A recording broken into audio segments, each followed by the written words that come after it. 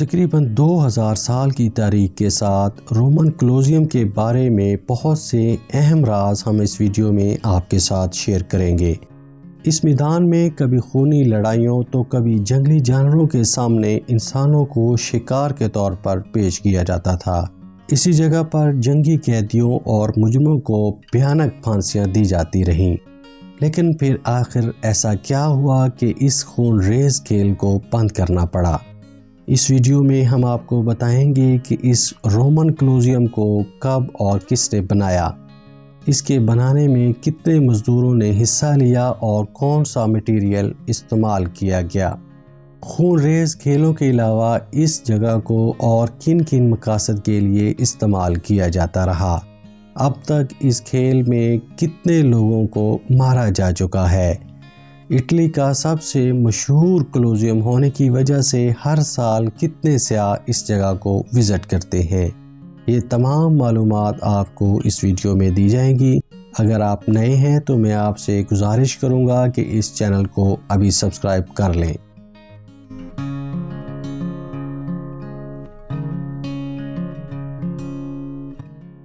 Roman کولوسیوم کی تعمیر 72 AD سے شروع ہوئی اور 8 سال کے عرصے میں 80 AD میں مکمل کر لی گئی۔ عمارت کو بنے ہوئے تقریباً 2000 سال کا عرصہ گزر چکا ہے۔ رومن کولوسیوم شہنشاہ ویسپاسین کے دور میں شروع کیا گیا، لیکن اس کے مکمل ہونے سے پہلے ہی اس بادشاہ کی موت واقع ہو گئی۔ تعمیر اس کے 2 بیٹے شہنشاہ ٹائٹس اور ڈومیٹین کے تحت مکمل کی گئی۔ اصل عمارت زیادہ تر یہودی غلاموں نے بنائی تھی، نگرانی رومن انجینئرز اور ورکرز نے کی۔ پہلی یہودی رومن جنگ میں فتح حاصل کرنے کے بعد یروشلم کے یہودی مندر کو توڑ دیا گیا تھا اور صوبے کے بہت سے لوگوں کو یرغمال بنا لیا گیا تھا۔ ان تمام غلاموں کو واپس رومن بھیج دیا گیا۔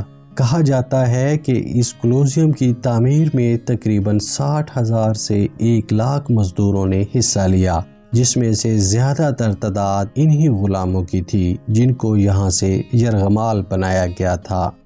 64 عیسوی کی عظیم آگ کے بعد، جس میں شہر کا کافی حصہ جل گیا، شہنشاہ نیرو نے اس علاقے میں اپنے لیے ایک شاندار محل تعمیر کرنے کا حکم دیا۔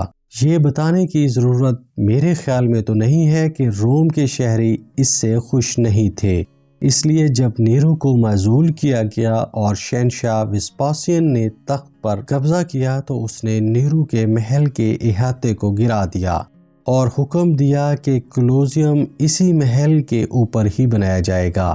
کولوسیوم ایک عظیم الشان ایمفی تھیٹر بننا تھا جہاں تمام رومی شہری تفریح حاصل کر سکتے تھے۔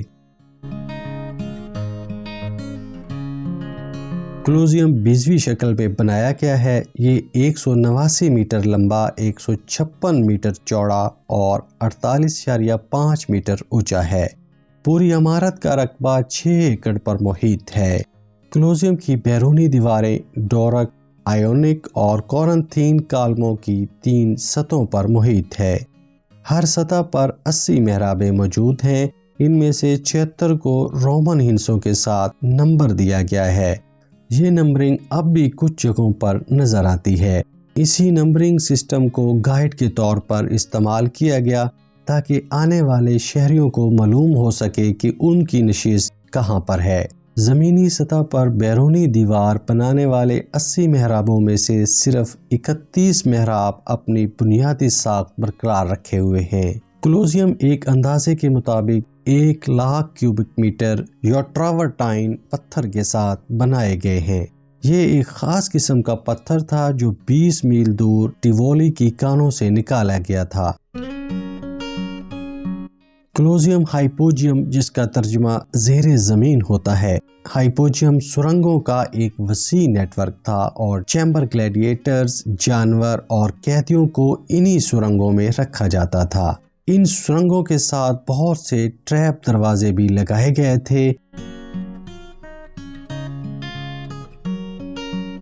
کولوسیوم میں 50,000 سے 80,000 تماشائی بیٹھ کر ان خون ریز لڑائیوں کو دیکھا کرتے تھے۔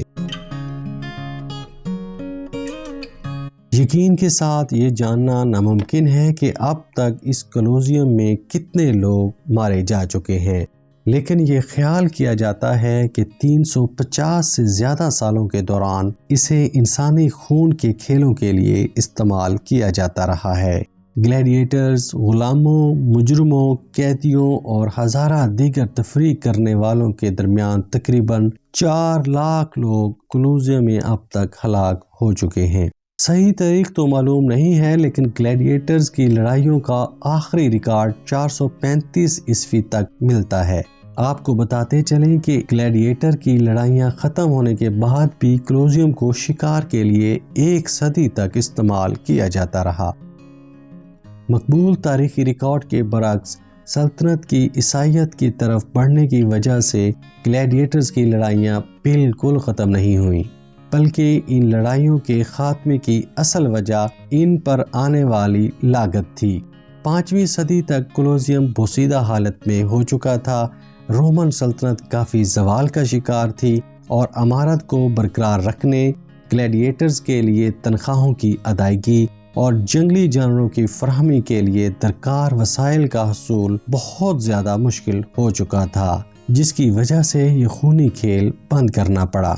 لڑائی اور شکار کے لیے میدان کے طور پر استعمال ہونے کے بعد تاریخ کے مختلف مقامات پر رومن کولوسیوم کو قبرستان، عیدگاہ، رہائش، کاریگروں اور تاجروں کے لیے ورکشاپ کے طور پر بھی استعمال کیا جاتا رہا ہے۔